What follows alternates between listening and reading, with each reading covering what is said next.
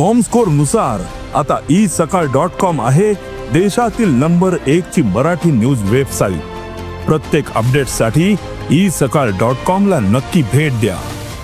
बघा, मला त्याच्यात जायचंच नाही आणि तुम्हाला सांगतो, मी आतापर्यंत 5 वर्षात मी जे मुद्द्याचं ते बोलत आलेलो आहे आणि सांगेन की परत एकदा मी तुम्हाला सांगतो 5 वर्ष बदनामीचा प्रयत्न झालेला आहे।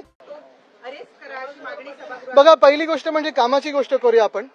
आज आम्ही राज्यपाल महोदयांची भेट घेतली, काल आम्ही वेळ मागितली आणि लगेच आम्हाला भेट दिली, आम्ही त्यांचे आभार मानतो। 2-3 महत्त्वाचे विषय ह्याच अधिवेशनाबद्दल आणि हाऊसबद्दल आम्ही त्यांच्यासमोर मांडलेले आहेत।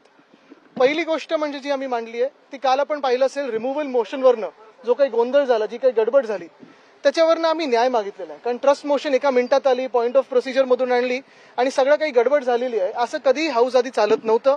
ह्या महाराष्ट्राच्या विधानसभेचा, विधान परिषदेचा अपमान हे सरकार आणि त्या खुर्चीवर बसलेले लोक करत आहेत। दुसरी गोष्ट म्हणजे आपण पाहिलं असेल, खालच्या हाऊसमध्ये देखील अनेकदा आम्ही बोलण्याचा प्रयत्न केला, वेळोवेळी आम्ही वारंवार विषय मांडण्याचा प्रयत्न करत असतो। मग कधी अबू आझमी असेल, कधी औरंगजेब असेल, कधी अजून कोण असेल, त्याच्यावरनं सत्ताधारीच पक्ष हाऊस बंद पाडतं, कारण त्यांच्याकडे अजेंडा राहिलेला नाहीये काही। आणि तिसरी गोष्ट सगळ्यात महत्वाची म्हणजे काल देखील मी तुमच्यासमोर येऊन जे विषय मांडला, आम्ही प्रश्नोत्तराचा तास असेल किंवा लक्षवेधी असतील किंवा इतर कुठच्याही म्हणजे आमचा प्रस्ताव असेल, मंत्री बसतात, नाही बसत, सेक्रेटरी असतात, नसतात, ह्या सगळ्या विषयांवर कुठे ना कुठेतरी गांभीर्यपूर्वक चर्चा झाली पाहिजे। आम्ही विनंती राज्यपाल महोदयाने ही केलेली आहे की त्यांनी सरकारमधले प्रतिनिधी बोलून घ्यावे आणि त्यांना समज द्यावं, मुख्यमंत्र्यांना बोलून घ्यावं आणि मुख्यमंत्री महोदयांनी सगळ्याच कॅबिनेट मंत्र्यांना समज द्यावी की उत्तर स्वतःची स्वतः द्यावी, अभ्यासपूर्वक द्यावी, अभ्यास करून यावं आणि विधानसभा किंवा विधान परिषद चालू असताना मंत्र्यांनी तिथे हजर राहावं, सगळे अधिकाऱ्यांनी तिथे हजर राहावं। काल आपण पाहिलं असेल, नाना पाटोळे साहेब बोलायला उभे राहिले तेव्हा आम्ही तर प्रश्न विचारलेच की मंत्री कुठे आहेत? एक मंत्री बसले होते, तेही तिसऱ्या रांगेत। ती अदृश्य गॅलरी जी असते तिथे एक सुद्धा सेक्रेटरी नाही, डेप्युटी सेक्रेटरी नाही, खात्याचं कोणी घेणं देणं असलेला माणूस नाही, पीए नाही। आणि हे सगळं होत असताना फक्त आम्ही विरोधी पक्ष म्हणून नाही, तर आज जनतेतून निवडून आलेले आमदार म्हणून इथे आलेलो आहोत, कारण आम्ही जनतेचे प्रश्न मांडत असतो। सत्ताधारी आमदारांसारखं हाऊस आम्ही बंद पाडत नाही, पण विषयावर चर्चा करताना मंत्र्यांना गांभीर्य असायला पाहिजे। सत्ताधारी लोक काल देखील, सत्ताधारी आमदार देखील काल आमच्यासोबत सुरात सूर मिळवून त्यांनी देखील हाऊस 10 मिनिटांसाठी तहकूब करून घेतलं, कारण ते देखील म्हणतायत की सत्ताधारी पक्षातले असो की विरोधी पक्षातले असो, जे काही आमच्या मागण्या असतील, कपात सूचना असतील, जे काही आमची विनंती असतील, ह्या सगळ्या चर्चेच्या तिथे मंत्र्यांकडून गांभीर्यपूर्वक विचार झाला पाहिजे।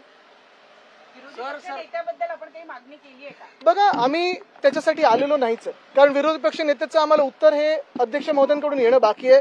आमची ही अपेक्षा आहे, अजूनही चांगल्यात आमचा विश्वास आहे आणि हा विश्वास आहे की लोकशाहीचं जे काही आतापर्यंत प्रथा परंपरा पाळत आलेलो आहोत ती पाळली जाईल आणि आम्हाला विरोधी पक्ष नेता दिला जाईल। कालपासून जे तुमच्यावर आरोप होत आहेत, सुरुवातीला तुम्ही ज्या गोष्टीचा उल्लेख केला की तुमच्यावर देखील आरोप होत आहेत, कालपासून आज सभागृह देखील बंद पाडण्यात आले। आता तुम्ही पण ह्या गोष्टीशी साक्ष आहात, गेले 5 वर्ष बदनामीचा प्रयत्न हा होतच सातत्याने, कोर्टात आहे, कोर्टात बोलू।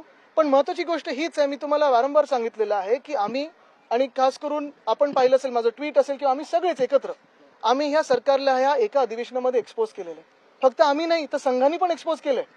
काल तर संघातले देखील लोक बोललेत ना की औरंगजेब विषय हा चुकीचा आहे, मग आता भाजपचे मंत्री त्यांच्यावर कारवाई करायला मागणार का?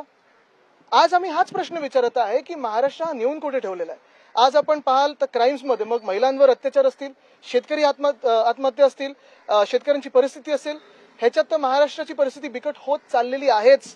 पण त्याच सोबत माझ्या सगळ्या सहकार्याने इथे त्यांच्या अधिवेशनाच्या भाषणामध्ये अर्थसंकल्पावर बोलताना भाजपचे जे किंवा ह्या महाझुटीचे जे काही प्रमुख मुद्दे होते, ज्याच्यावर निवडणूक जिंकली असं ते बोलतात, निवडणूक जिंकले हे निवडणूक आयोगामुळे, वोटर फ्रॉडमुळे, तरी देखील जे काही त्यांचे 10 मुद्दे होते, एक सुद्धा मुद्दा ह्या अर्थसंकल्पात आलेला नाहीये।